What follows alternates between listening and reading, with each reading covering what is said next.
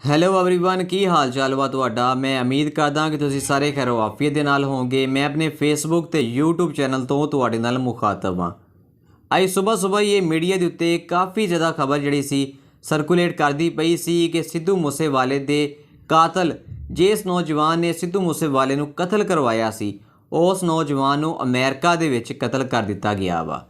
ਸਿੱਧੂ ਮੂਸੇਵਾਲਾ ਇੱਕ ऐदा ਦਾ ਨਾਮ ਸੀ ਜਿਹਦੇ ਬਾਰੇ ਤੁਸੀਂ ਵੀ ਲਾਜ਼ਮੀ ਜਾਣਦੇ ਹੋਵੋਗੇ क्योंकि सिद्धू मूसेवाला एक नामी ग्रामी सिंगर सी जिन्हें अपने गानियां दी वजह तो पूरी दुनिया दे विच काफ़ी ज़्यादा शोहरत कमा ली सी। खासकर पाकिस्तान दे विच भी सिद्धू मूसेवाले दे गानियां नूं लोग पसंद करते होंदे सी। लेकिन सिद्धू मूसेवाले नूं 29 मई नूं कतल कर दिता गया सी।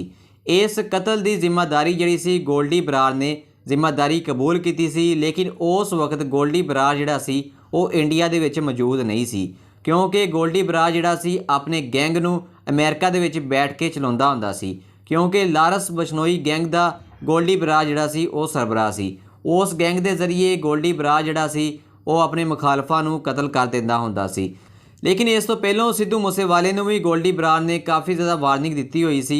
लेकिन सिद्धू मूसेवाले दे नाल कुछ ऐसी मसले मसैल की वजह तो सिद्धू मूसेवाले नूं गोल्डी बरार ने कतल करवा दिता सी।